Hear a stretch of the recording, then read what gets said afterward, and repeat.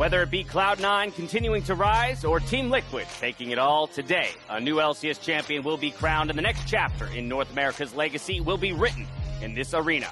From the beautiful Greek Theater in Los Angeles, it's the Mid-Season Showdown Grand Final delivered by Grubhub. Earlier today, we all arrived in style thanks to Honda. The teams themselves, both Cloud9 and Team Liquid, as you saw, making their way into this beautiful venue. And then us, of course, as the lucky analysts who get to be on site.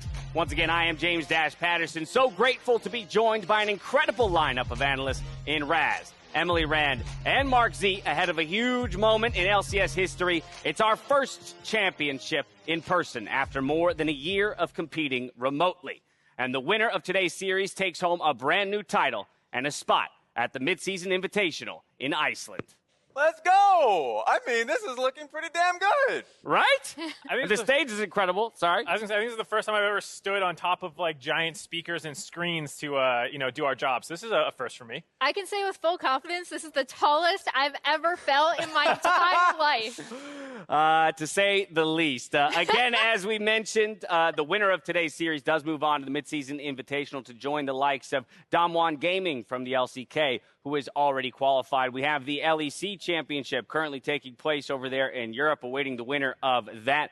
So we wait on bated breath to know what the competition holds in store over there in May. Now, joining us in today's festivities are our friends over at G4 with their own basement co-stream at twitch.tv/G4TV. Be sure to say hello to Doa, Papa Smithy, and everyone in the G4 fam for us. And as always, the good people of FlyQuest are coming in clutch this weekend with their Spanish co-stream at twitch.tv/FlyQuest. Glad that everyone around the globe can get in on the grand final action.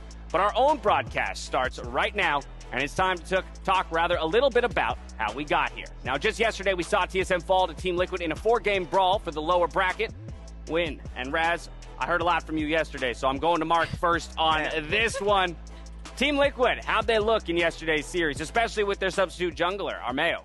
They looked a lot better than I thought they were going to. I think a number of people who initially had TL heading into the weekend. We expect them to win. The news came with the substitute, and we all bailed. We all jumped off the ship, tried to get on with TSM. We all made a big mistake because they still looked incredible, and Armeo held up very well. I thought he was going to be a liability, someone to be taken advantage of. Didn't really happen. I think, Spica still played pretty well, and you could argue maybe had the better series, but it was still really, really good out of Armeo, way better than I expected. He was able to fill in that gap perfectly to allow the key superstars of Team Liquid to still shine.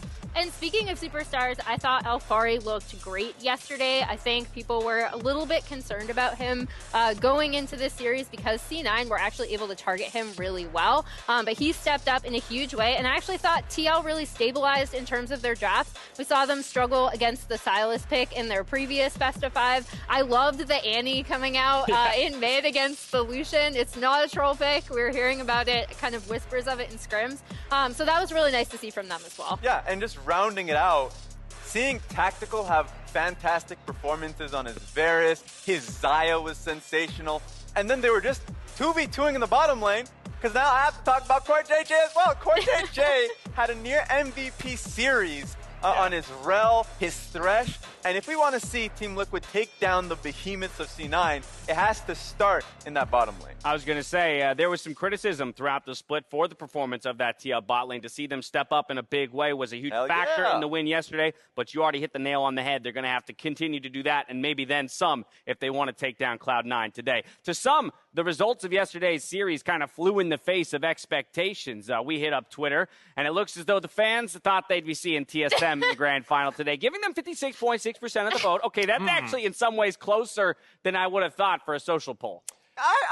Look, they probably didn't see the whole Armeo news, and thinking that Team Liquid with Santorin would lose versus TSM, I'm not so sure about that. How very gracious of you to give them the benefit of the doubt that they hadn't seen the news just yet, and they're not just the TSM hype train, social media. I'm pretty sure they're just the TSM hype train. I mean, any polls on Twitter are pretty much going to be won by TSM. All right, well, that's what the fans thought. Now I want to hear what you all expected, though, when it came to this Ultimate Finals matchup. Emily?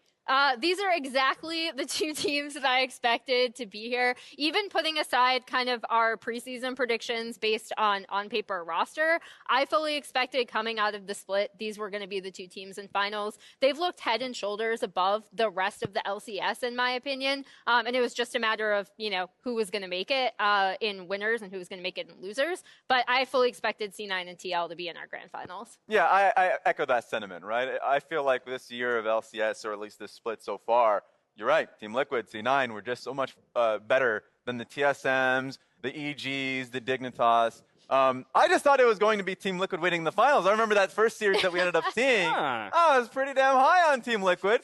Going to the second series, and of course we'll talk about that as we go on. But no, Cloud9 is at the very tail end of the ultimate boss, and I'm here to see it. Right, yeah. I mean, even the lock-in tournament may have been an indicator of that, but the most recent series between Cloud9 and TL did go the other way. Cloud9, while Team Liquid locked in their place at a grand final, TSM unfortunately fell just short. So for now, it's time to say goodbye and RIP to TSM. Honestly, last game was kind of sucks, but we still managed to somehow win. So we're going to show off stronger even early game, and we're going to go them. Game slipping away from them a bit. Now Huni looking for Mega. Meganar comes off, finds one, finds two. FBI, he's going to drop as well. It's not the problem last game. I know. You guys are such a good... Should we be here? What? We can't say that. Yeah, Team Liquid duo lane. The scoop comes across. Kennemer to buy some time. I mean, I meme on Twitter. I said my round against 0-3 again. Hopefully that doesn't happen again. Can get in range. Spica can get the steal. Can he do it? Shockwave! And Spica can do it all!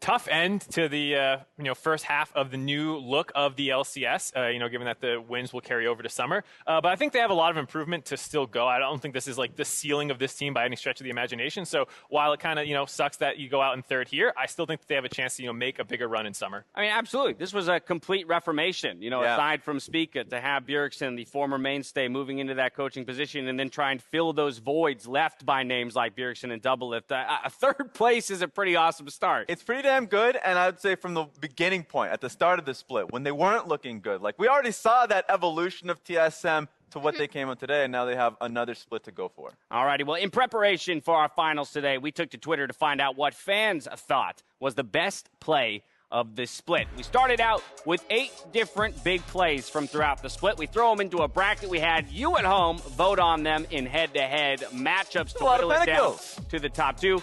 A heck of a lot of pentakills. Let's go ahead and roll through some of those plays right now and jog our memories. Yeah, for me, the start of this, the Dignitas Baron steal. I remember when you saw the Skarner scuttling in the pit slowly. I was like, is he really going to get in there? We got an Alistar to boot him out? No, he ends up picking up the Baron. That was awesome to see that from Dardog. Yeah, and the Wild Turtle Penta, I just feel bad because if I recall correctly, they did not win this game. And, low-key, Turtle had an amazing split, actually. So I'm glad that we were able to call him out in this play. And that's not the only CLG play that went through, surprisingly, because they were a name throughout the full split. Finn had his Meganar ultimate that he had versus 100 Thieves. That one had a good call out in this, in these plays, in the Twitter poll, so it was nice to see. Yeah, but like you said, Raz, and I'm just going to reiterate the point, more pentakills this split than I can recall in recent memory. An inordinate number of pentakills, and it was just impressive to see individuals stepping up in that regard. Yeah, I mean, it was really cool. I know a lot of people gave credit to the collector item being able to give 80 carries a lot of execute, so it did feel like all the pentas were coming from the 80 carries. True. But I think team coordination deserves a lot of credit, too, because there were concerted efforts by teammates to set up the 80 carries once they realized they picked up 3 or 4. And so, I think people were pretty aware of what was going on in the games to try and make these highlight plays. I do also think, despite the fact that I still have some issues with some passivity of certain teams, I do think we did see North American teams try to fight a little bit more, and that was another reason why we saw a lot of those pentas. Well, that was a brief overview of all the plays that were in contention, but you voted, and though it was a close race, almost every branch of the bracket, you all narrowed it down to these 2 plays. It's the power of Evil Shurima Shuffle and the Lost Pentakill. Let's tune in and see which play took it home. Oh, okay. It's the Lost Pentakill! I really like this play, actually, because I think we already alluded to this, but pentas are not always about just one person popping off. Obviously, they are, but they need to be set up like by the team, right? And I think this pentakill really showcases the fact that TSM are setting this up for him. We see they're going to save the last hit as we're flying the flare down there. So, you know, I really like this play, actually. Yeah, and I think overall, Lost as a player coming in for TSM, making that run, I felt like that he grew across the split, so that was nice to see. And TSM can say that they won a bracket, that they went into the finals as well. They got there. Why you got to do it to them, Ray? I'm just saying. Why you gotta do it to them? on. We already ripped man. them, and now you're going to rip them again. Look, Just like man. that. Right. Okay, fair enough. We're starting it off with some spicy today at the grand final. Being here with all of you in a venue fit for a final, I thought it would be good to take a look back on some of our own favorite moments as well from spring. Let's take a look. My favorite moment of spring was definitely when Dardoch had us playing Guess Who with his junglers. I don't think any of us really expected that many unique picks for so long. I really felt like I had to grab a bag of popcorn every single time we went into a dig draft. It didn't always work out, but it for sure contributed to the Dignitas identity, and I loved it. This is Crumbs, and my favorite moment of spring is actually the buzzing of the bees. Seeing them with their busy little legs filled with pollen just makes my day. Oh, and Soligo stealing Baron with TF against Cloud9. Wait, no way, Soligo! He stole it! Are you kidding me? It's Primal here, and I want to talk about my favorite moment from this year so far. It is Impact. Week 3, Day 2 versus Team Liquid. Impact is playing Gnar, and he is getting camped probably harder than anyone's been camped this split so far. He had a bad matchup into the Camille that Alphari is playing. Not only is Alphari dunking on him, you also have Jensen dunking on him with Galio. You have Santorin dunking on him. He's having a bad time, 0-4 before 10 minutes. But then he shows up huge in a team fight at 11 minutes at the Herald. And this is crazy because at this point, this guy should have been tilted out of the game. But Impact, godlike mental, decides, I'm not going to go out like that, turns it around in team fights multiple times, and leads his team to a victory. So amazing performance and my favorite moment from Switchboard. Run that back. The buzzing of the bees. The buzzing of the bees. That is so on brand for Crumbs. But it was a phenomenal initiative, and it's great to see FlyQuest with their creativity split after split coming up with new ways to support important ecosystems. I've got to align, though, with Primal on the Impact call-out. While, again, it wasn't an individual play necessarily, the display of mental fortitude across that entire game, I think 99.9% of players would have found themselves tilted out of that matchup. There we have the raised hands, myself included. Yep. And to see him fight back, I mean, that is absolutely a championship mentality right there. Now, all split long, we've been tracking the fastest hands in the West with our Samsung SSD Fast 5 leaderboards. And here at our grand final, let's take a look at how it all shook out. Ooh. Oh! So I'm going to call it Wild Turtle again. I actually thought he had one of the best splits in his career. I know people may disagree with me on that. It's not because he ended up on this leaderboard. I think this leaderboard is just another statistic that you can point out. But I thought he had a great split, and I think if CLG is going to make any noise in summer, he's going to be a part of it. Yeah, and I always want to sing the praises of Jose Diodo. I know we were just talking about FlyQuest, and the fact that we had him come in for a split in the LCS, came in strong like a horse. Love that. Love the Zekrom. Playing a lot of Heckroom. Yeah. There we go. Love to see it. So, great start from him. Want to see more from him in summer. Yeah, I got to tip my hat to Alphari. Just he came in so hyped up. We thought like, oh, we hope we're getting this best in the top lane talent across from EU, and then he actually delivered across the entire split.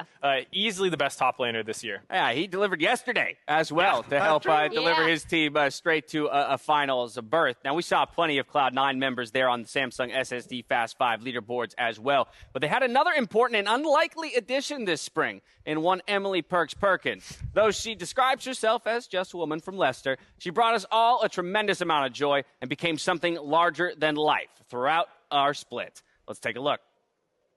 Hello, My name's Emily Perkins, but you might know me as Perks from Twitter. And my sudden internet fame has come about because a certain Cloud9 Perks has a very similar Twitter handle to me. By normal day, I'm a teacher and I work in 2 schools in Leicestershire.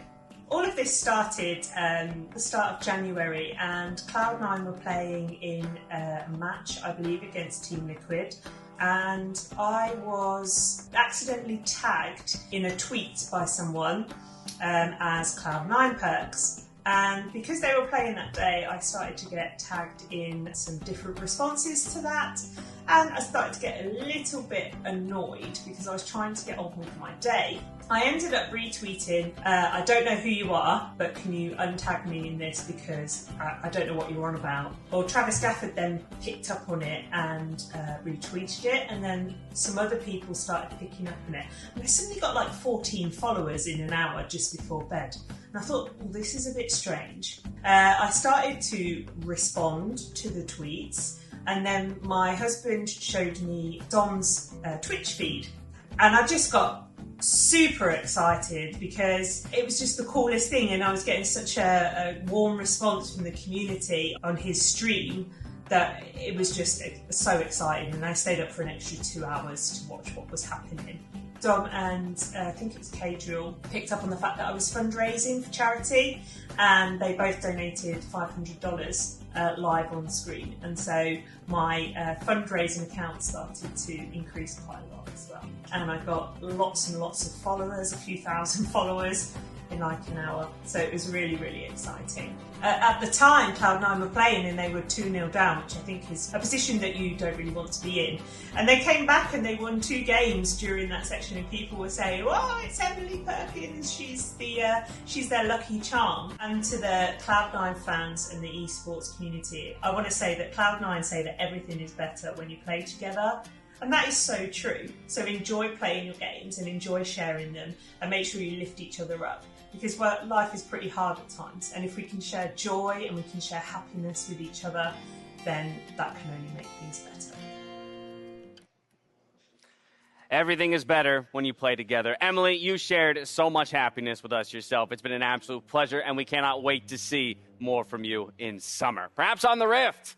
That would be quite a treat, to say the least. Or the guinea pigs, even. I on the love Rift. her guinea pigs. They're adorable. I knew you were going to jump in on that one. All right, now before we get to summer, we've got business to take care of today. In less than an hour, we will begin our opening ceremony presented by MasterCard, featuring a performance by League's own Pentakill. They'll be performing their new single on stage here at the Greek. I am so pumped to get to experience some live music again. The rehearsals have been popping off. Here's a sneak peek of the last time we saw them performing live. These guys rock, to say the least. Of course, we miss seeing our wonderful LCS fans here as well in venue with us. The energy, the excitement, the cosplays. And while we can't hang out in person with you all just yet, our friends at State Farm are helping us put together a cosplay contest in the meantime. Submissions open on Monday, and the competition will reach its conclusion in August during the LCS Championship. So you've got a little time to plan and tinker before you need to get to crafting those cosplays across NA.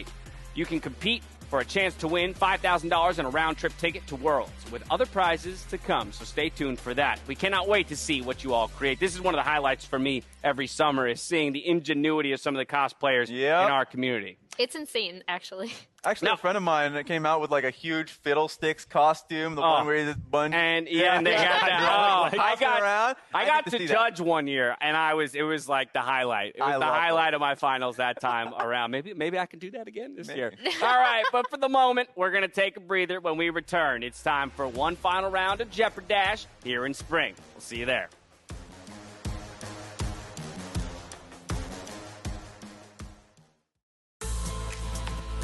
A great escape and a new pair of shoes in this Assist of the Day, presented by State Farm. With the focus on perks, TL put the snorkels on and went diving. Unfortunately for them, Blabber was ready to rain on their parade. JJ, though, could be a target. No dashes yet for Perks, but Alphari, the flash follow. Is it going to be enough? It's not going to be enough. And Alphari, is he dead to the turret? One auto, Blabber flash Qs, gets that one in. Nice kill picked up by Cloud9.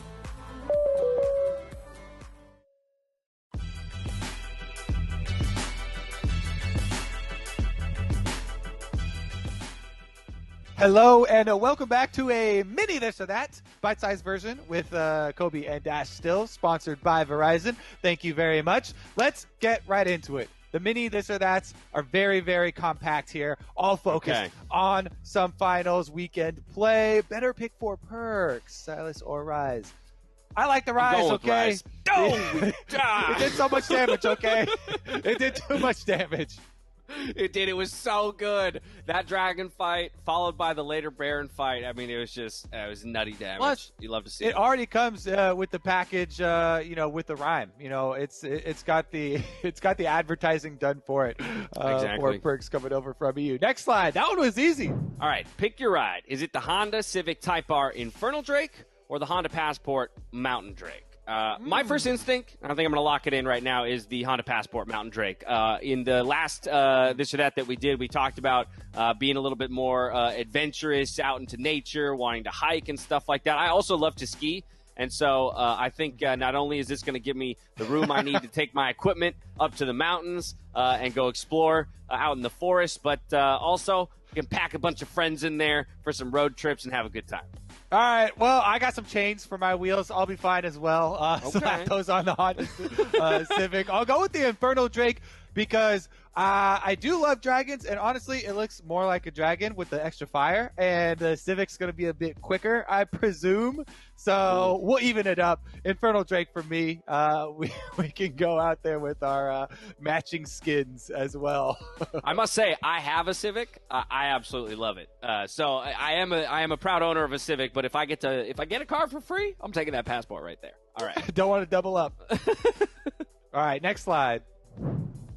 Rather see in the finals a base race or a pentakill? Base race. No, Base yeah, race. I'm with you. Base I'm race. Yes, It's you cannot beat that excitement. You cannot beat the excitement of not knowing who's going to win. When you see a pentakill, yes, that's exciting and it's a pop-off for sure. But it also signifies, boom, right there at the end of the game and kind of knowing with finality who it's going to be. Base race, you're on the edge until that final moment, and it's your best guess of who's ultimately going to take it. And we get fewer base races, I think, than pentakills. Way fewer. I'm going to say way fewer, and the quality of pentakills widely varies, okay? It's not even the most mechanically impressive play that you can do in League of Legends, even though, it's cool, you got all 5 champions. The majority of the time, it's just like this, on screen. A Jinx is cleaning up from the back of a team fight or something. Great. You last hit everybody. You were super fed. You've got a team fight comp around you. It's not even as cool as Faker Zed plays and 1v1s and those types of things, insect plays. Maybe it can be that, and it can be a super cool pentakill, but that's not the majority. And the base race involves all the strategy, much more. It's also a game-ending play there. So I'm totally with you. Give me a base race in finals. Give me now. Yeah, this time around. That's it. I think. Honestly, we're done. Mini this or that checked off. I'm not sure if it's going back to the casters or going back to the desk, but I'm sure you will figure it out on the other side, James. Good luck. That's your problem now.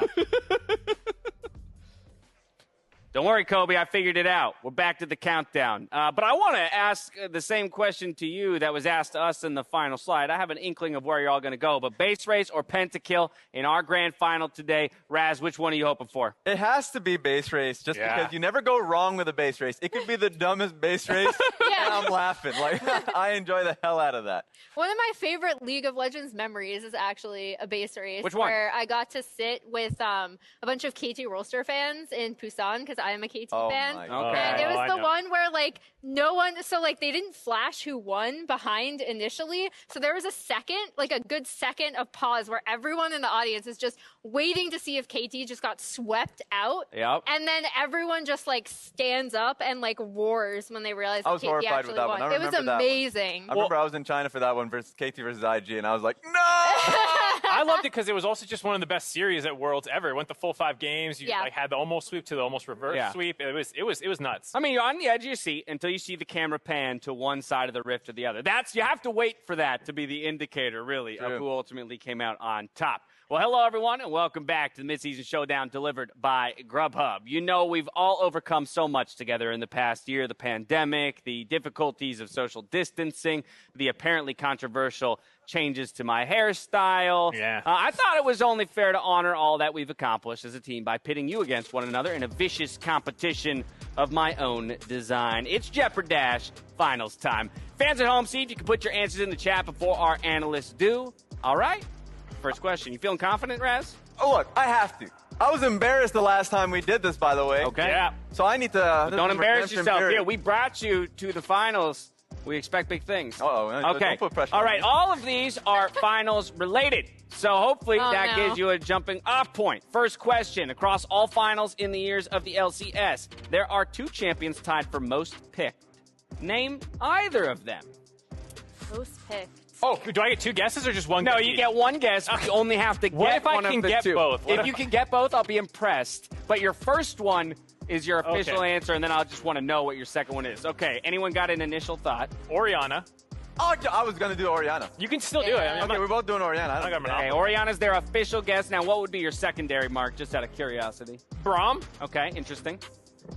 I was gonna go like a Thresh or Braum. Yeah, I'll go with Thresh. I'll go Thresh just to be different, but Okay. I was thinking All a right. support. I was thinking So- something that's been like around through Yeah. the years. All right. Well, the first slate of answers was the 2 Orianas, Yep. and you said Thresh. Yes, Let's I'll find go with out. Thresh. Boom. Braum. Oh! Damn it. So, Mark, you were correct on one of them. Your secondary guess at Braum. Gragas. Oh, And Gragas. Braum. Gragas Don't has been forget around the era of forever. Braum. The era of Braum. There was like a 2-year, almost 3-year stretch where Braum was picked incredibly often. that is kind of nuts though, because Gragas has been around since season 1. True fact. And Yeah, there the was LCS has mid not, Gragas, but there was mid Gragas, top Gragas, jungle Gragas, Yeah. support Gragas. Gragas. There's a lot of Gragas. Right, a lot of opportunities There to you pick Gragas. He takes All a right. lot of space on the rift. That's Okay. 0 for 1. All of you. Let's move on to question Rip. number 2. Of the 16 finals in LCS history, how many have gone to 5 games? The full 5 games. What we're hoping for today. 0. You what? What? No, that's wrong. Press. You know that's wrong. I don't remember 5 games. Oh, maybe 1. One, there's TL versus TSM. There's C9 versus TSM. I'm pretty sure. I can think of at least 3. I feel like I have 3 in my head. GGU versus TSM was even 5 games, was it not? Like, I feel like there was a I don't ton. remember if And then that was 5 C9 games. versus TSM with I'm the stealing answers, crit. by the way. It's up Yeah. to you if you want to. No, you already answered and you're wrong. 0 for 2. Oh, I'm right, gonna come go on with now. 4. So, okay, we got 4 I feel like for that's Emily. low though, I but feel I'm like gonna go it's 4. 4 or 5. I'm also going to go, I can only remember 4, but I'll go up by 1 and assume I'm forgetting 1 and say 5. Okay.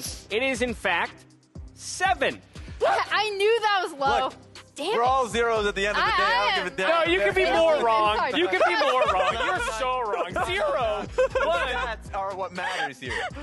No. Okay, 6 of them were 3-0s. Right? So that brings you to 13, and of the 16, that means that 3 of them were 3-1, so 4-game series. All right? So don't predict 3-1 today. I got to change my. You know what's Yeah, interesting? Because same. usually we say 3-1 is the quote-unquote safest because he kind of split the middle, but in fact it is less likely by history. And I'm actually amazed. I was amazed when I found out that it was The we've most. had 5 games more than any other. Yeah. That's great. Yeah. But anyway. That's kinda nuts. All right, 0 for 2 for all my analysts. We got a hot start Yes. here at Jeopardash. All right, question number 3 of today's competitors. Who has the highest damage per minute Ow. in LCS Finals history? It is a competitor today.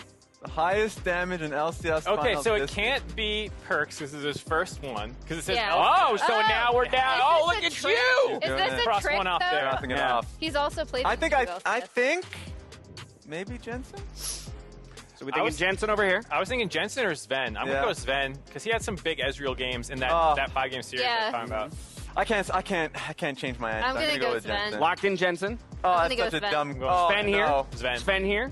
It is in fact Bjergsen. What? Oh, you Oh! That's a lie. You cheater! No, That so is I know. cheating. I'm joking. Hey! It is Bjergsen, but the correct answer of the competitors on the Okay. stage is Jensen. Oh, so wow, don't you okay. worry. Raz, you got it. We got There we Raz go. with 1 Raz point is- on the Raz is board. on the I'm gonna win board. this one. You I guys can't done. let Raz I beat did me. kind of want to mess with you with the Easter egg. He's up there in the booth. I was but he ready to won't be head over and break social distancing and be like, come on, You man. stay back. All right, question number 4. Who's the most banned champion in LCS Finals? We have the most picked. Who's the most banned? Rise, get him out of here. He says Rise. That was quick. I mean, he's snappy with his answers, and so far he's got the most points. I have no idea. I feel like bans change so Syndra. frequently. Oh, Syndra's a good Syndra one. call here. Oh, and Bjergsen's been a lot. I was going to go like a Syndra or a Get out of Azir. here. Or hey, okay, because I agree. I think they're both going to be right, or one of them is going to be right. They can't both but be right. I kind of want to go like some troll pick, like Zillion. Like no one wanted you're just Bjergsen gonna to play lose the now. Zillion. I know I'm going to lose. Well, Bjergsen I've played already Zillion lost. in an LCS Finals. Okay, well, Zillion is the Paladin. lock-in here. We've I'll got go Rise over Troll here, pick. and we've got... No, it's not Zillion. I'm saying the lock-in was here. Okay. Yeah. You have Rise. Yeah. He has Syndra. It is, in fact, Syndra. Nice. I'm on the board. I like keying into the fact that Bjergsen's played in so many finals. It probably played a role, I as was well as like, the it has champion to be being a strong. mid lane, Yeah. mid lane pick. Absolutely. All right, so 1 point for Raz, 1 point for Mark. Question number 5. Name a champion with at least 3 games played, have to have played at least 3 games, to be in the top 5 KDA of LCS Final. Champions? Zir. What champion? There's a helicopter going by. finals Distract. KDA. Yeah, we just want to see if you could handle Ezreal. multiple. I'm overwhelmed. I'm going with Ezreal, damn it. I'm overwhelmed. I'm going with Ezreal as my final pick. Ezreal. I like how Ezreal. snappy Raz is. He's so I know. confident. So Ezreal for Raz. Ezreal just doesn't die a lot, even when you lose. I'm actually going to copy you on Ezreal. He's got to be in there. Oh my goodness. Right, that's right. It's I got was a thinking with Azir. Azir. Azir's a I good feel one. like Good one. Azir. All right, so we've got Azir and double Ezreal. What is it? Survey says? Boom. God damn. What? We're wrong. None of you are right. Okay, why is there a Shen Wait, here? Shen? Oh, they're doing I don't even know. You know what Top 5 it is? KDA champs. It's the champions KDA. that don't Wait. get picked a ton, but enough to get into the Yeah, top 5. Exactly. They They only only had to couple play big 3 games. games. They only had to Specialty play pick, 3. yeah, like the Bard. Yeah, that's who's like just Afro or probably something. not dying. Yeah. Well, and I think to some degree that's indicative then of a series where that Bard was played 3 times on the Yeah, winning yeah, side, right? right? True. Exactly. And so it definitely came out on top. But hey, that Tricky. highlights maybe the importance of some pocket picks and the unfamiliarity that teams might be facing if you run into them in the LCS Finals. Question number 6. Uh-oh. What series was the bloodiest series we've ever had? So most total kills over the course of the series. And which series was the least bloody? So just to confirm the question, this is raw number of This is kills. cheating. Correct. Raw number of Not kills kills as per opposed game. to and as opposed This to is rigged. kills per minute, because if you go Right. with 3 games, then your kills per minute might be higher, right? So it's just it's raw kills? It's absolute number of kills that So it has to be a occurred 5-game series. What in the that hell series. is this question? Well, Mark? one's These men most have bloody, asked one's least multiple bloody. times. I've been out here in the LPL. Yeah, How am I supposed to know? yeah. Wait, you I haven't watched no, the series? I honestly have no context for this because NA is like Yeah, so this one's not hard. bloody This one to is me. not. I will This one's say- Just not like easy. I don't know. The bloodiest series, I'll go TSM, CLG, and Madison Square Garden. I'll say That was a bloodiest. 3-game. That was a Yeah, that was three-game a series, sweep. Raz. I don't know if you can go. Are you saying this whole series? yeah. The whole series. So it's total lost. kills over the series. So I think Mark, I would encourage you to go with Mark's logic that probably Yeah. a 5-game series was the bloodiest. I'm going to go Although not necessarily. I feel like it's Vancouver TLC9. That was Excuse me, gonna be my guess. TSMC9. TSMC9 for bloodiest. Yeah, Yeah. mine was going Got- to be a TSMC9 game. Yeah. I think it was 2017. I think it was that one. I'll go TSMC9 as well. Yeah. Okay, I was thinking about that. Raz gonna hop on Take that. 2014 to 5-game series. We'll split it up. We'll community this one. Yeah, I'll You know what? Y'all get a point if one of you gets it right. Okay, so you're going 2014 5-game Yep. series. You're going to 2017 Vancouver That was all. TSMC9. Mark's guess is That's also where you're gonna at be as mine. well. So this is for most bloody. Boom. There it is. Which one is it? Team Liquid Cloud9. 2000. Wait, last year? Oh, damn. Really? 2020 summer was the 2019 most. summer. Or Oh, 2019. we Sorry. My vision is horrible from up here. So 2019 summer, I think it was, what was it, 100 and 53 kills. there was also Wow. one execute, which was great. You I'm guys glad that saw we it? had to- I we had to yeah. wanted stats. Yeah, we had to include Well, that because one. you know Yeah. someone's going to look it up and be like, actually, there were 154 kills. Because Yeah, that would right? be me without looking up to see if it was an execute. Exactly. So I'm we bad beat for- all I'm we bad beat for- all you Twitter trolls who are going to come for us. All right, least bloody? Anyone? I feel like it has to be really early, right? Because I do think we've seen like a progression in Right. people Ooh. dying and murdering each other more on the Team rift. Liquid versus 100 Thieves Summer. I'll go with that one. I think it was. That was you over- said that that with was so much over very confidence, quickly. Raz. Yeah, I got You that said one. that with fast- so much I'm confidence, ready for even this. I believed you. Yeah, All right, that's let's a find fast out. one. I That believe was that. over very quickly. Dun, dun, dun. I'm ready. 2018 spring. Which is, that was correct. That was Okay. it? Yeah, All you got it right. Good job, Brett. No fanfare, though. Let's Yeah. go! Well, no, you're all winners. Remember, I said if one of you gets it right, you're all winners. Go! But that, So wait a minute. congratulations on that one. Okay, fine. All righty. C9, though, as we're done with Jeopardash. You guys done with Jeopardash? I'm ready to move on. I'm Okay, on I- every single I had a question, feeling. I did not I get had a feeling, Mark, that maybe you were done. I'm getting kicked off the I broadcast. can pull after questions this. 7 and 8 out of my back pocket. I'll leave. You can do that. I'll come back All right. up. All right. C9 have certainly put up a dominant performance here in spring. But for more insight on their journey through the Mid-Season Showdown, we were able to get some thoughts from C9's head coach, Raynov. Let's tune in. I believe our team has grown a lot as the split goes. Lot more games of regular split games, and also like us being the team that played most game in the lock-in tournament definitely helped us even more. I would say a lot of opponent felt pretty competitive at the beginning of the split as we play against them. The teams were giving us like different type of challenges, but as we adapt and get synced up as a team, right now pretty much feel like there's no unknown threats. Currently, the prep is going really good. I feel like we're going that right direction. Everyone is very confident. We're making sure that we're very flexible when it comes to draft. We have more than enough cards coming into the final that we didn't show, so that's like big advantage. And we already have like good idea what we'll be doing versus whoever we get to play.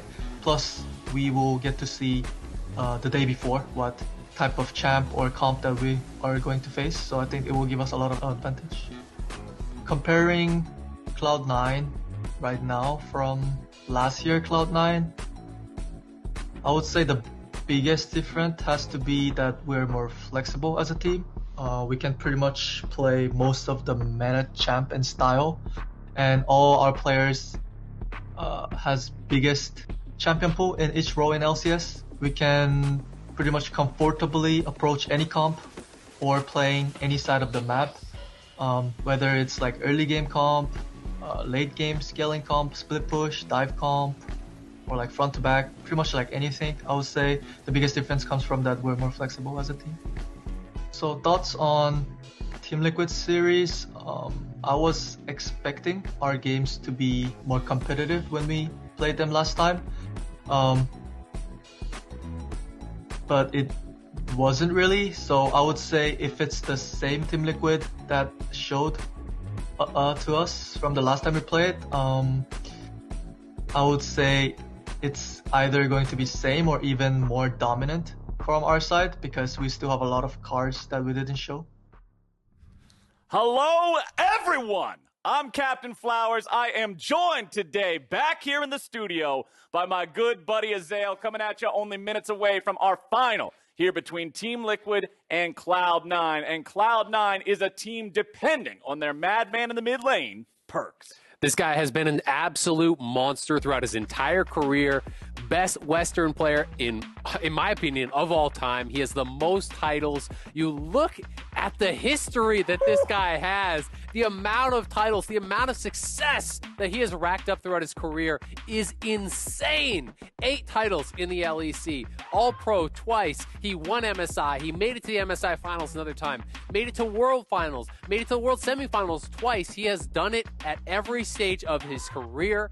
He has been such an integral part of G2's success for all his time with that team, both as their mid laner, both as a shot caller, a real mood maker and leader for the team, and also the flexibility. And I think also the ability for him to be humble enough that when they had the opportunity to bring Caps in was so impressive for him to give up his spot as a mid laner, move down to the bottom lane for the betterment of his team, and to not just coast or have an okay performance, but to also dominate from the bot lane, to be able to have a lot of these accolades, a lot of these titles achieved as a bot laner. Yeah. There's almost no one in League of Legends who has had the amount of success that he has had across 2 roles.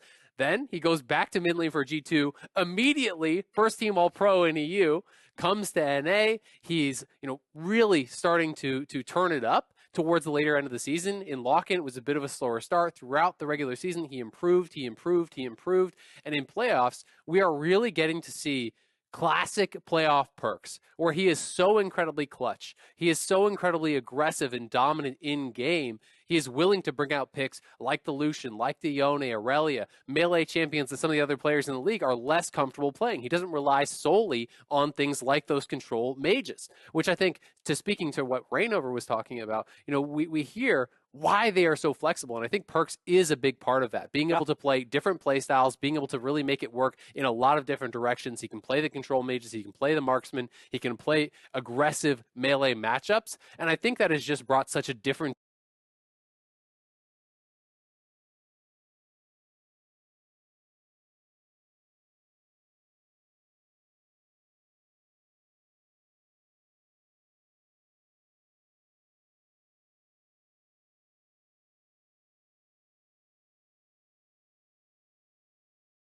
as this one single man, but only time will tell if playoff Perkz will be present on the stage here today. For now, we're handing things back over to Dash and the analysts at the Greek.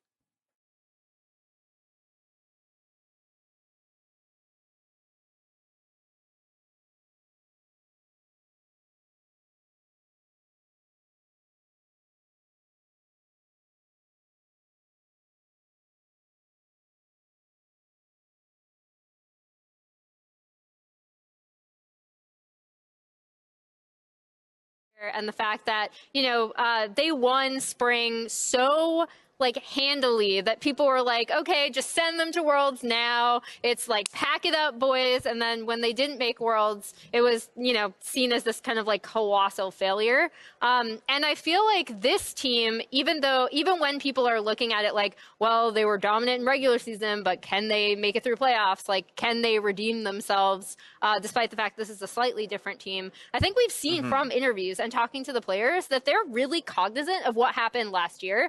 And they're looking ahead towards MSI potentially in a really holistic way, where they're keeping it in mind, but they're also making sure that they are focusing on their opponent right now as well.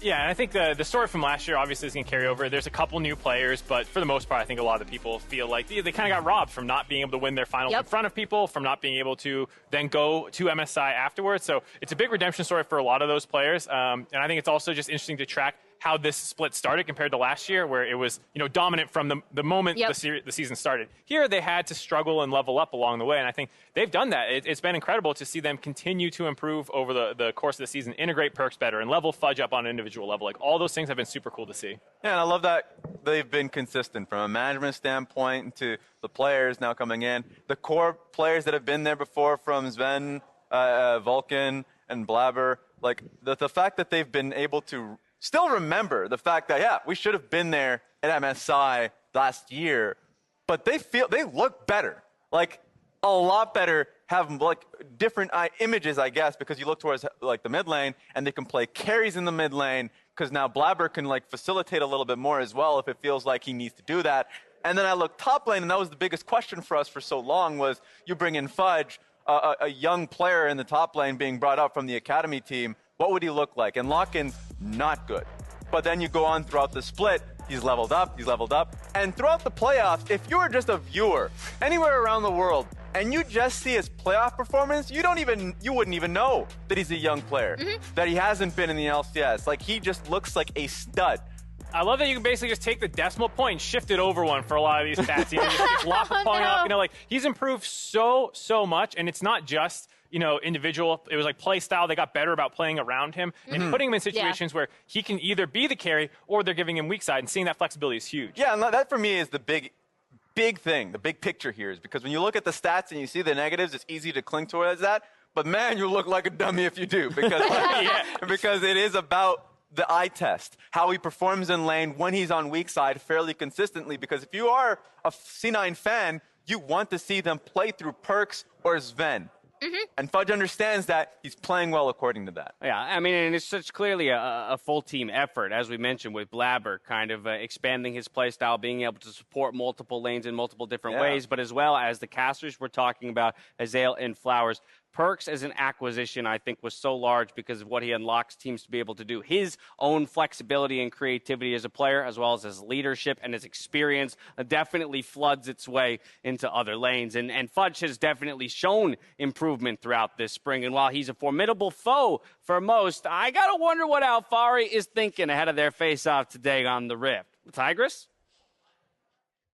Thank you, Dash. We have the honor of hearing from Team Liquid Alphari ahead of his very first finals here in NA. The moment has arrived after your first split since joining us. Describe to me a bit what that experience has been like coming down to this moment. It's just been, honestly, I haven't felt it too much. It's just been like a roller coaster. Just been like taking it 1 week at a time. Yeah, I don't know too much. It's just been the same as any other splits, just focusing on the competition. And it's all been leading up to, you know, this moment, having beaten TSM yesterday. So, yeah, now ready to take on C9, and that's what I'm thinking about. It's been a lot of fun watching your journey here because there were already high expectations from you being this extremely talented player beyond maybe the standings of your team in EU. Now you're on Team Liquid where they're gunning for those championship titles, a whole different type of pressure, but we've known you to be a very competitive heart as well. How are you internalizing that and the fact that you have teammates alongside of you that are looking for repeats in their title acclamation? Honestly, like obviously it would be really nice to actually win a final, but I'm thinking more so about just beating Perks and beating Mithy in the final and denying them and making them get second. This for me would make me really happy to like not have Perks be able to be always like, well, I beat you in the finals twice before. I want to have something over him, and Mithy as well. I just want to make him lose too. So this is like really huge motivation for me, and this is what I'm really looking forward to, just making them lose. Even if it wasn't at the hands of Perks every time, though, Mithy and the rest of Cloud9 clearly had a strategy to shut you down at the beginning of that last series. They brought the Renekton in Italy to kick things off, giving you the most deaths you had before 15 minutes. So much focus on you. You're going into the rematch again. What have you learned from there, and how has that influenced the way that you look at this overall matchup? I think I learned a little bit about the new meta. I think we had like not the best read entirely. We were very focused on ourselves rather than, you know, what actual strong champions were. So I think we made some adjustments, and I think I'm also going to play like a little bit more respectful of, you know, of Blabber pretty much. And maybe I won't roam mid as much against Perks. Maybe I'll just focus on winning lane a bit more. I mean, that ultimate victory over Perks is something that you clearly have in the fire of your eyes alongside the rest of Cloud9. Alphari, thank you so much for joining me. Thank you. All right, everyone. It is going to be a spicy matchup indeed. Let's send things over to the State Farm Analyst Desk. Thank you very much, the Tigers, and thank you, Alphari, for all of that spice. It makes sense for Alphari to feel so confident after a strong series like the one yesterday. But, Mark, dominance hasn't always been the story of Team Liquid here in the spring split. Yeah, they, you know, when you look at the entirety of how it went, it started so good. They were super dominant, and then immediately after lock-in, they hit a wall, it felt like. And at week 2, you know, they were 3-3. They were struggling to pick up wins, and then they went on a run of 2-1 weeks where they were unable to actually string together a full week of dominance. They had that kind of tweet from Jensen that they're like, easy 3-0 this week or whatever, and then they played, you know, it was before they played CLG, they dropped that one. Yep. And it wasn't until the final week of the season they actually picked up their first 3-0. And then heading into playoffs, they kind of upset what had happened in the regular season. They beat TSM, who had the 2-0 over them, and it felt like all the things were trending upwards, and then they kind of ran into the brick wall that was C9, who knocked them into the losers bracket. Yeah, I just think that Team Liquid felt like they really did improve as a team from the C9 series. Like when you were watching that series, I remember that very moment. I said that I thought Team Liquid would take it. Yep. I thought, you know, first series looked great from Team Liquid when they went up against TSM, but you saw gradual improvement, especially in the draft phase, and being more cognizant of dive timers. He's saying that he has to be more respectful of Blabber. There's a reason for that. Like he definitely, when he saw Renekton Italy going up top lane, you have to keep that in the back of your mind. Yeah, I mean, I love that call out too. Both eyes set on his EU compatriots and Perks and Mithy, wanting to take them down, but a little bit of shade thrown towards the top lane in Fudge by suggesting that the person he really needs to watch out for is Blabber in the jungle. Yeah, and I mean it's partially true. That's I mean Alphari is obviously skipping over Fudge to talk about Blabber very purposely. I think the 1-2 combo of Blabber and Fudge has already proven something that TL had difficulty with in their last best of 5. And throughout this season, we've actually seen them struggle to convert a lot of Alphari's insane topside wins into, you know, more map, like better map play, into cross-mapping objectives. You know, here we're going to see, this was the game that Primal brought up earlier, right? When he was talking about his favorite plays, where, you know, Jensen comes up here and they're just killing Impact over and over and over again, and they are not able to translate that into leveraging objectives cross-map. Last week, I actually thought that bringing Alphari to mid lane was super smart because, you know, the Orianna was so far behind in that matchup already after the level 1. I really liked that, but then Alphari goes too far into turret, ends up dying. You know, and that's just like a miscommunication. That's not on him. That's a team thing where I look at where can TL improve and how can they beat C9. They absolutely have to transfer those advantages they get on top side into better map play. Yeah, I agree with that. I think they've gotten much better in the previous series, and I always think recency matters, where if you look back at the regular season, a lot of my issues with their discipline, or just, as you had mentioned, being able to transfer early game leads, that is for sure a story that they needed to be able to consolidate, needed to get better at. I'm a little bit more positive, and best note you can come into the finals with was literally that last game versus TSM where they just stomped. Yeah. And so while I don't think that's going to be translatable versus C9, right. When they got a goal lead, they stuck with it. And when they were behind, they fought and clawed their way back. And these are two great things you need to see from a team. Yeah, utterly dominant, near perfect game to close out the series in 3-1 fashion, put themselves in grand finals position. It is the best way to enter today's series, but it is a tall order to take down Cloud9. We'll see where the rest of TL's road will lead by the end of the day. But for now, we're stepping away as we go. Be sure to check out Wild Rift, out now.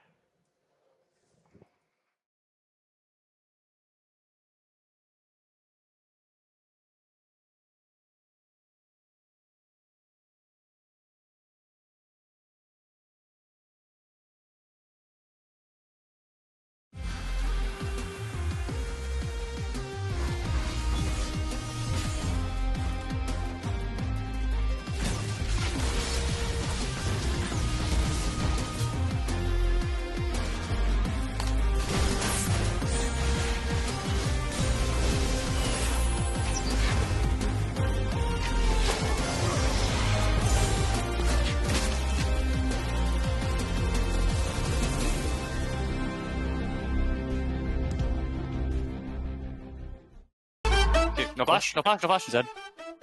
Jinx? Can we go back? No, it's crazy. Let's just chill. Can we look at this hack up? I TP. Yo, can we go on this guy? He's kind of inting, no? Might be Baron if we force it. I'll TP. Come on, hold. Zed? He's dead. You think so? Nice, let's go back, go back. Look over here, I'm planning to connect. Yeah, they're gonna fight us, or we just turn mid range, I think. We didn't use a single all, by the way. I said to avoid poke with all, yes, right? Yeah. Yeah, they have no spikes. I don't really want to.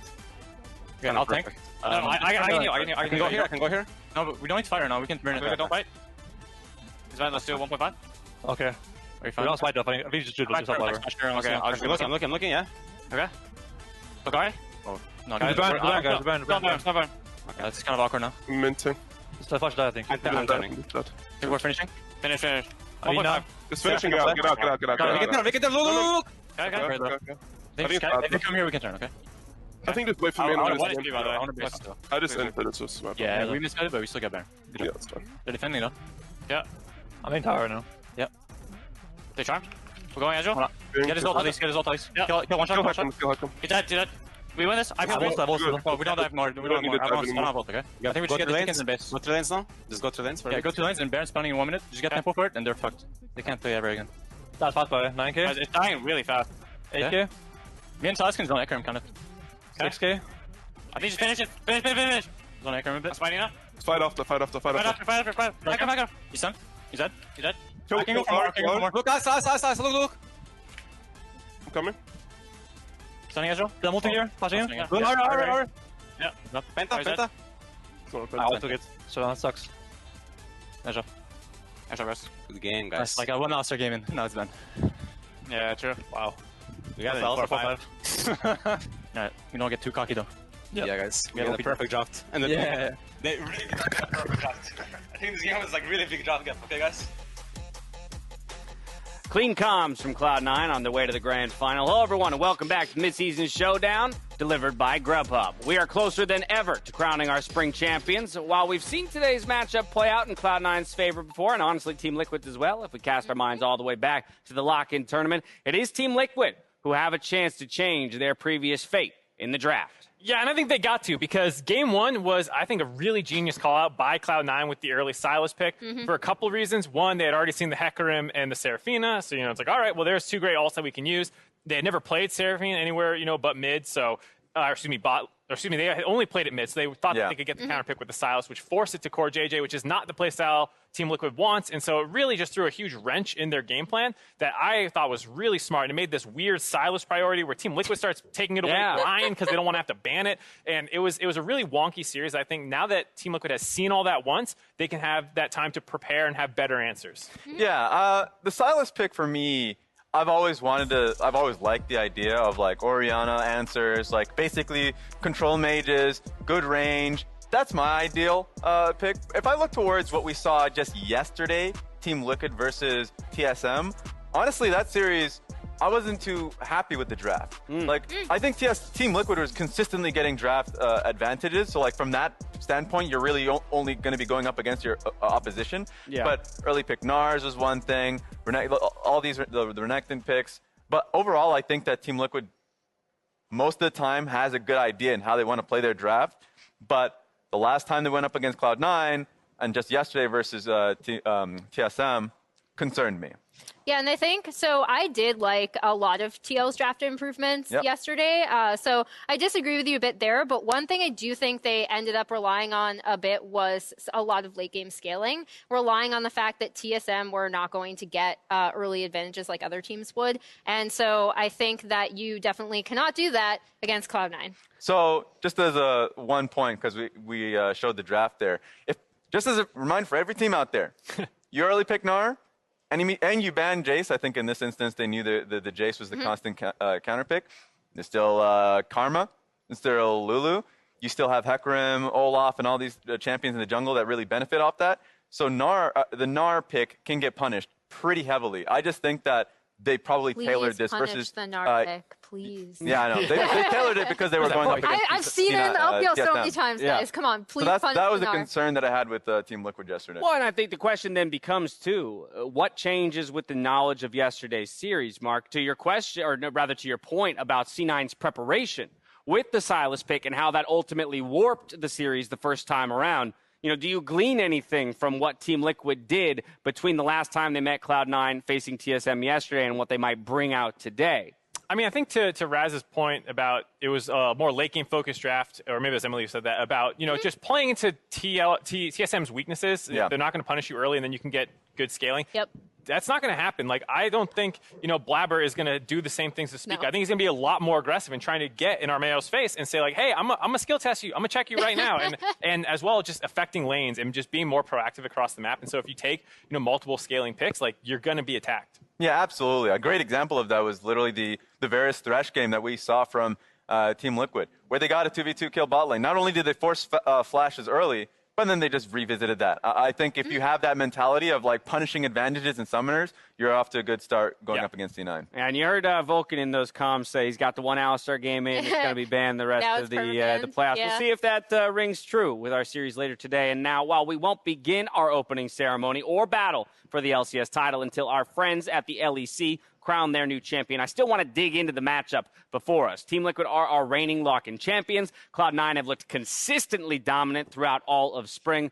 Mark, let's take it from the top.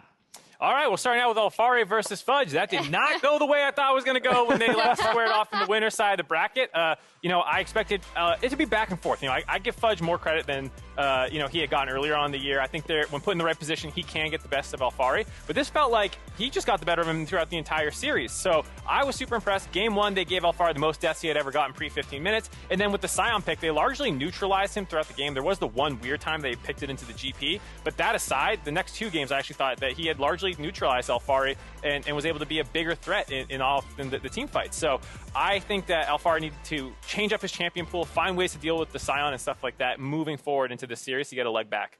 And one thing I think that's really good to point out that you kind of alluded to there, Mark, is the fact that previously I was kind of criticizing TL for having such an amazing player in Alphari who's able to get these topside advantages and then not being able to make the most of it. I actually think C9 does a great job with this. When they facilitate Fudge, they know how to do it. When he's playing a weak side matchup, they're able to bring him in when necessary. And that just speaks to the strength of this team's communication. So on the flip side, I actually think in terms of converting topside advantages or bringing topside into the rest of the map, C9 have consistently done a better job than TL. You've pretty much nailed the point that I was going to make, which is, you know, we want to look at, fans want to look at the top lane as an isolation. Even hearing it from Alphari in the interview, it's more than that. Yeah. Like, you're going to be seeing Blabber a lot. So pulling in your jungle, having a good idea of what your jungler wants to do and achieve on the map, and I think that is what I want to see out of Team Liquid, because with such short notice, bringing in Armeo, there's not a lot of things you're going to have the chance to be on the same page for. Yeah, and he had to cover for Jensen. Don't forget in Game 4 when there was all that wonky level 1 stuff that caused Jensen to die and lose his summoners. You know, there was the advantage that he took and brought mid lane to try and stabilize it. It didn't work, but like we want to see Alphari play it around, get an advantage, and then start spreading it around, not have to cover holes that exist from level 1. I actually do want to wrap in as well this conversation around the junglers, because it's important to note that the last time these teams met, just a couple weeks ago, it wasn't Armeo who was tasked with taking down Blabber. It was Santorin. And so, yeah, I mean, how, if at all, do we expect Armeo to be able to handle that kind of pressure if it does go topside? Can he ward Blabber off in those 2v2s? Or is it a case of saying, no, actually, in fact, Alphari, it's you who needs to change your play style so that Armeo doesn't have to play damage control in that sense? Yeah, I do think that Alphari has to be ultra aware and cognizant of when waves are crashing in, what this team is going to be doing, because the best teams in the world will always make stacking waves worthwhile. So then, you know, ward out for it. Call your jungler up top. One thing that I really enjoyed about what happened yesterday, and just following a lot of the Academy games for Team Liquid Academy in which Armeo was playing, is that he's on top of it. And then when we saw them yesterday, you know, Armeo, it seems like, just from the eye test of looking at the games, he's either calling the right things, the team is collapsing when he's on Scuttle, and he's basically making, they're basically on the same page of what he's trying to do. Or when there's a dive potentially happening, when TSM decided to throw 4 people up in the top lane, you saw both Core JJ and Armeo be coming towards the top side of the map. So it seems like a lot of the concerns that I had originally, that both had us going TSM initially, was not an issue. So it's going to be closer than a lot of people think.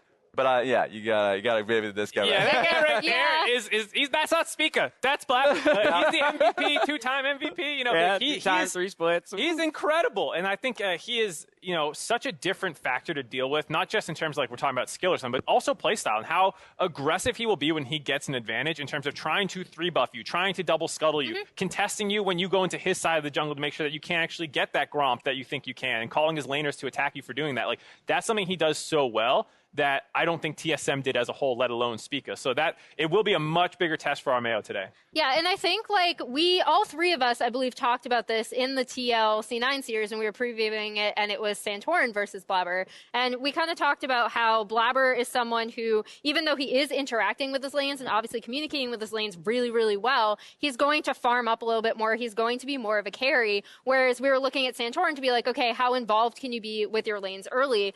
You know what? Armeo did a pretty good job of communicating with his lanes yesterday. Like, again, I don't think he had even maybe as good of a game as Spica did, like, to your point. But in terms of what are we looking for him to do with the team, I'm looking to see how well he's able to communicate with the lanes. Because if he's able to communicate with them even at like just a baseline, like good level, that actually speaks to TL being able to perform fairly well. Yeah, and I think the jungle meta is in a really good spot for you to just come in, have a very simple, straightforward task, playing Udyr, Hecarim. Hecarim was the priority yesterday for him.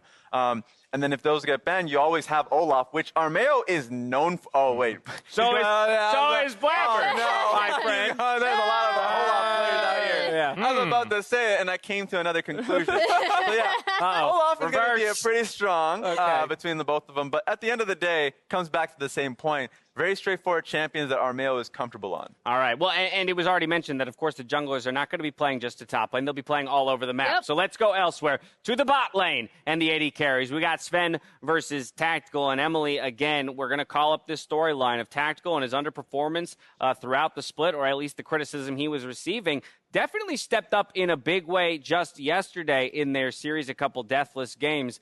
Is this a bit of a return to form, and is it enough to take on the likes of Sven? Yeah, so as much as we joke about Tactical Malphite Tristana ult, by the way, that's happening in every region. I just saw it, last night. Or earlier today, actually. I think in the LEC series, too. Oh, yeah, it was the LEC series. I think what we are looking for from Tactical is something like yesterday, where they're finding picks for him. He obviously super comfortable on. I really liked his Varus. I liked his Xayah. Get him on more picks like that if you're not going to go for the Tristana flex, which it looks like they're not going to do. Mm-hmm. And I want to see these two AD carries performing at their best, because we already know that Sven is a beast. They can call on him to play weak side if they want. They can call on him to play strong side, and he will perform insanely well. I want to see the promised two best bot lanes in NA going at it, and that's why I'm really kind of hyped up by Tactical's performance yesterday. Yeah, and his partner in crime in CoreJJ. I think the what made me so excited about this split has been the support position, because it's just so stacked. Mm-hmm. And these two guys have been going back and forth. Of course, CoreJJ hitting all pro first team, but I really felt like Vulcan.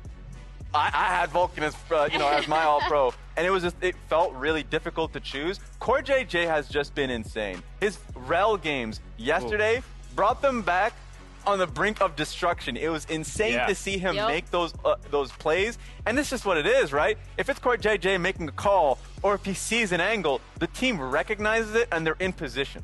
Yeah, and I think even the lane dominance came back a little bit yesterday. When we were used to seeing them in locking tournament, 2v2 kill everyone, it felt like. It was nice to see some of that with the Varus and Thresh come back out and say, like, hey, it's not just the team fight engages that CoreJJ is going to Hulk out at. It's also just crushing you in lane phase. And that's what I hope to see more of, because the last week when they played versus C9, I felt like I never said CoreJJ's name on the analyst desk. I felt like I didn't even mention him. Yeah. I think also to like the point that we were making, or I was like kind of still harping on TL not doing bot side advantage like transfer or top side advantage transfer very well. I think they are much more comfortable transferring bot side advantage, especially into dragon stacking. So if they are able to get any of those advantages in bot lane, I really am curious to see if they can transfer that into a stronger mid game. And the one thing that concerned me from yesterday's games versus TSM was the fact that, it didn't feel as though CoreJJ and Armeo were on the same page of when they wanted to get vision. Because in that one game, the TSM won off the back of Power of Evil, it was because of, Thresh was trying to get a vision off down on River. He was trying to clear out. Armeo was on top side. I think those need to be, tuned in so the team doesn't fall behind on low points, right? If they're on the same page, if they're going for a plan on top lane dive or whatever, I think they're all on top of it. But if it feels like there's a lull in the game, it's an opportunity for C9 to pick them off. Well, I'm going to jump in here because, as you may have noticed, we've got the stage being set up for our opening ceremony with Pentakill presented by MasterCard. And so while they get this stage ready for that, those of us on stage aren't exactly LCS champions ourselves, but we figured we'd get some advice from our own world champion ahead of the grand final. And now, it's time for sage advice from a literal world champion. You see that big LCS trophy right over there on the stage? What do you know? The winner of the finals gets that. So you might want to put some effort into these games. This has been sage advice from a literal world champion. Thank you so much, Azael. I really don't know what we would do without your incredible insight, as always. Now, if you remember back to only a few weeks ago, I Will Dominate joined us on the desk, and he predicted against his boys at C9. Of course, they ended up winning and locked a spot here at the grand final. And Dom ended up getting some choice words from C9 CEO Jack. So we figured we'll have him back on for his prediction today of Cloud9's biggest game so far this season. Let's take a look. What's up, guys? Dom here, and I want to do my prediction for the grand finals of LCS Mid-Season Showdown. The team that I think is going to win is actually C9. I know I said TL last week. I made my mistake. I have reformed my ideas, and I think that actually C9 is going to take this one. Not only did C9 prove me wrong last week, they ended up beating TL 3-1. But I also think that they're going to have an easier job in this final because, we're probably going to get Armeo starting instead of Santorin. So my prediction is going to be 3-0 C9. I think they're going to clap them out. No draft ifs this time. I think C9 is just the best team in the LCS. I think they've proven it. And if they're able to get Alphari off carries, I think they should have an easy route. So hopefully I am correct on this, and C9 is taking home their second championship in the last 2 years. Yeah, 3-0 this time. What is he trying to do? Is he trying to curse them? Is that what he's trying to do? I was about to say the same thing. I say, well, Dom, if you paid attention to the way your prediction worked out last time, you may have just jinxed yourself and your entire org. You know what this is? Back when he was playing, Curse Dominate, Team Liquid, I'm just had some problems for C9. Mark D knows something. All right, well, a 3-0. What a bold shift in prediction for him from last week when it was a 3-1, the other way, or in terms of his prediction, to now a 3-0. Of course, many members of our broadcast have been tracking their own predictions this spring. I do believe. No. Yeah. You ready for Take a this? look. It's time to live up to everything. They're terrible. Well, I got news for you, Mark. Alorm has pulled ahead of the pack by just one prediction. The power Mark of Zeus Gaming. Mark D trails by one. Where am I? No! Oh, Raz. At least Raz. Hey, Raz. You're a top 10 analyst. All right? That's true. I want you to know you're top 10, my Thank friend. You. 10 out of 10. I gotta say, it was the prediction yesterday that killed me because he predicted TL still. I predicted TSM. If I just stuck with it, brutal. You know who are the perpetrators of all of this? What? Who? For me, I had a little higher faith of Immortals. A tiny bit higher faith. It kept going. I kept having faith in them. You gonna take shots at Immortals right now? Raz, come on. And then I was counting out Dignitas Raz, multiple times. own up to 10th. All right? I need you to own up to 10th. What am I going to do, man? Okay. All right, well, we're in our 5 minutes before our opening ceremony presented by MasterCard. Pentakill is getting ready here on stage. So tell me, the three of you, which team will be winning our mid-season showdown and representing us at MSI? Will it be the lower bracket Kings Team Liquid or our regular season Titans in Cloud9? Raz, I'm going to let you go first. All right. I've been so damn good at predictions. So good. So good. I had Team Liquid last time, and I was wrong. This time it's going to be 3-2-4 C9. I got C9 taking the finals. I think they've been consistent throughout, and they're going to help me out with my predictions. But you think 3-2? I think 3-2. I'll go the distance. Why so close? They have been, I think, Team Liquid, that is, showing me the evolution in their draft. Their draft's not going to be anywhere near what we saw when they last faced C9. And also, I look into it as bottom lane. I'm saying Core, JJ, and Tactical are back in action. All right. Well, we did have the stat earlier. More of our series than any other combination have gone the full 5 games. So that might be playing in your favor on that one. Emily, what about you? So previously I predicted TL32 and was wrong. And Raz, I just want to say you can't catch up in predictions. Oh, yeah. I can't either, but I am going C9 3-1. I do think TL will take a game, but I think that I'm still looking at the jungle matchup, and it's not like a 1-to-1, like, oh my gosh, Blabber is gonna, smash Armeo. I don't think it's that. I just think that one of the things that I've really loved about Blabber this season is his attention to early pathing and his communication with his lanes. I think those things have improved so much from when he was performing last year at still a very high level. And I think that's just really, really difficult to beat. Yeah, I also have C9. I put him 3-1. Maybe I'll change it to 3-0 after hearing some of the things that we were talking about earlier. But to go to Raz's point a little bit, I think, yes, the drafts will work out better for them than the previous series, but I think that's also negated by the fact that you're dealing with a sub-jungle situation. And while Armeo has not come in and been a liability, there's just no way that he's going to play at the same level that, Santorin had been doing for the team. So that's why I think it's still going to be C9 pretty heavily. While it might have been closer otherwise, it's just a really unfortunate, event that happened with Santorin. So, I hope he feels better, but I think it's C9 today. Yeah, that's what I want to see. Absolutely. And I want to see something out of the draft pocket from this team. Like we saw the Annie yesterday, something that catches C9 by surprise that they've been holding to it. Well, I think the real question is, what did Alorm predict? Because he's the current leader. And if he went with Team Liquid or he went with C9, that might spell disaster for Mark Z. But as you can see, we're under a minute on the clock. And after months of grinding and brawling it out on the Rift, only one team will write their name in league history. Only one team will become our first ever mid-season showdown. You can see the stage set below me for Pentakill to take in just moments. We've got the teams back there revving up, rearing to go to take their spots up in those booths, playing in the venue for the first time ever, the beautiful Greek Theater here in Los Angeles, with only a best of 5 standing between us and the crowning of the new LCS Kings. It is time now, ladies and gentlemen, for us to get into our opening ceremony, presented by MasterCard. Who is going to take NA? There's only going to be one champion, and they're heading to the Mid-Season Invitational. When there are a lot of people watching you, the stakes are high, and you're in this big stage, a lot of players choke. Being able to separate some players from others is what the stage is really meant for. And I can't wait to play on it again. It's been a long day to get a trophy. We won the Lock-in tournament, but I want to win the LCS. Flash engaged by Core JJ. Oh, let's go! What a shot! Domination by Team Liquid. They will get the rematch against Cloud9. Cloud9, we've already saw what happened when they went up against Team Liquid.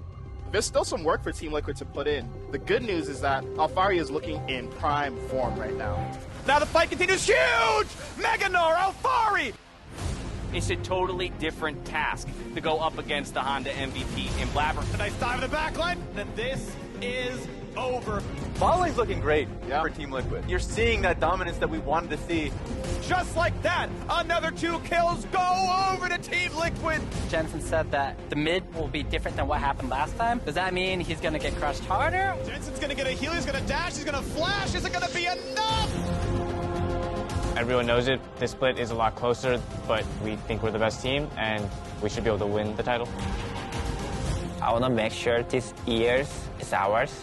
I want to make sure people remember 2021 Team Liquid was dominant. One of the best feelings of winning is looking at your opponents, sad that they lost. It feels good to know that you've come out on top.